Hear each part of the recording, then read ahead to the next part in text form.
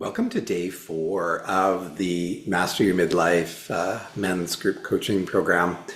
So in day 4, we're yet exploring another topic here, and it's the idea of disconnection and how in our life's journeys we can end up going through just the patterns, going through the motions, and finding ourselves disconnected from ourselves, from others. We can withdraw, and that can have implications. So that's what we're going to focus on today.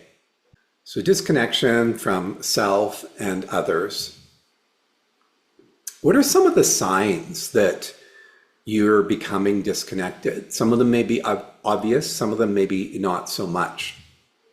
So this idea of going through the motions. So what does that look like?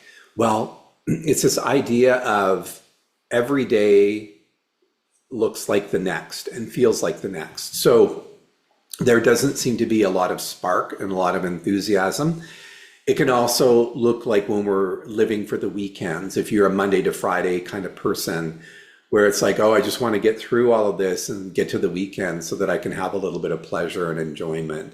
So we're going through the motions. It can look like going through the motion, that's career stuff. It could also look like going through the motions in terms of relationships, where you're having the same conversations over and over again, right? Hopefully those aren't fights. They could be, but you're having the same conversations over and over again. Things have become very static and flat, and there's not a lot of spark there anymore. Then that can be your most intimate relationship with your partner. If you're, married, have a partner, or it can be relationships with your family, your kids.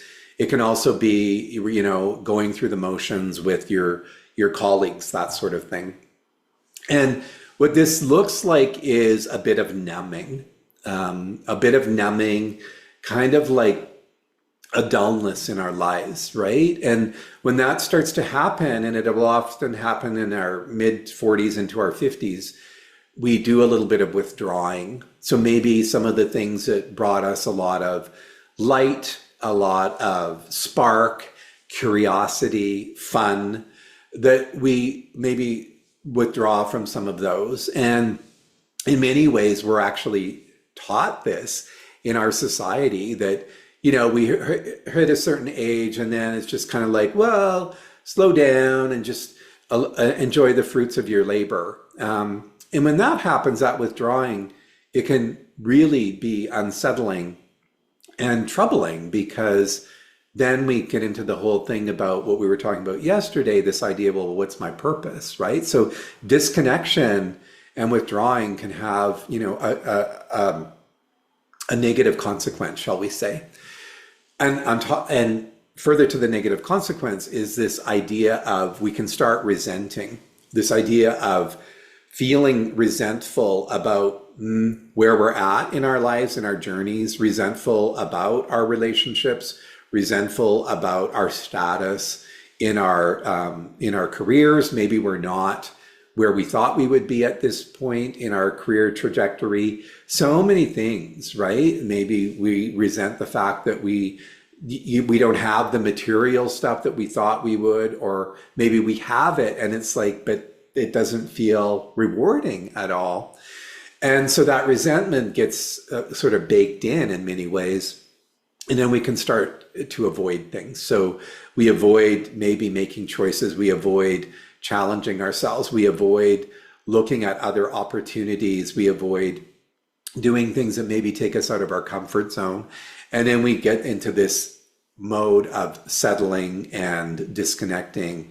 And the ultimate result of that is feeling stuck, right? As we talked about in day 1, and this is an overall theme of this work, is wanting us to get from a place of feeling stuck to a place of feeling more alive. So we go from surviving to thriving.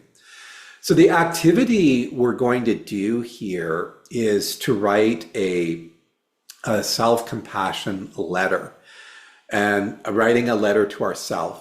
And this work is one of the easiest ones that you can shy away from and avoid. So remember, we just on the last slide, avoidance. We don't want to avoid. We want to tackle this head on. So we're going to write a very self-compassion filled letter to ourselves about how we've disconnected and what the implications of that disconnection are. Maybe they are currently or potentially will be. Some of that can be positive, some of that will have more of a negative tone to it. So I do want you to take some time, spend some time with this activity and speak to yourself. We often have these critical, sabotaging inner voices. There are 10 of them, and they're most profound, and they influence our lives in really powerful and not powerful in a good way. And so the biggest one is the judge, right? That judges us. We're constantly judging ourselves.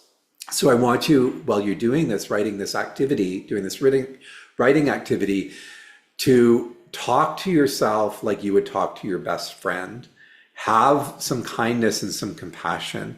Even if you're addressing a topic, a part of the topic, a theme that's a little bit more intense, be kind to yourself about it, right? So this is the activity, and you can pause the video now if you're watching it and just spend the amount of time that you need to get this out. So it's not a 2-minute activity. I would like you to invest some time into it. I don't know and or care, frankly, how long that is, but don't cheat yourself of this opportunity because it's a powerful one. This movement into more self-awareness is so important.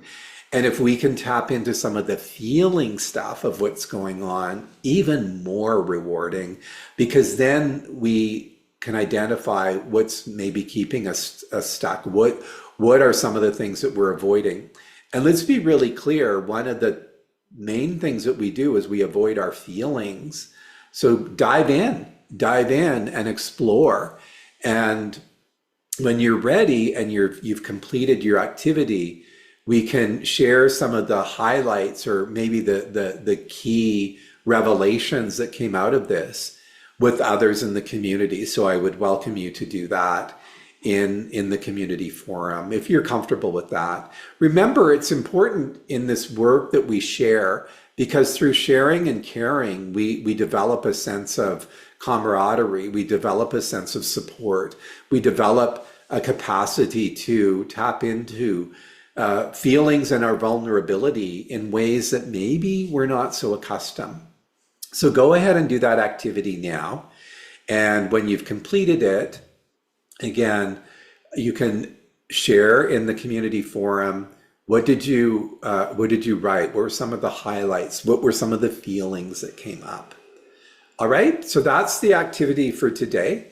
And it can be a challenging one. So if you need to carve out a half hour of time, get into a quiet place, make yourself some tea, sit, do whatever you need to do to make this a worthwhile and fruitful activity, because it can be life-changing.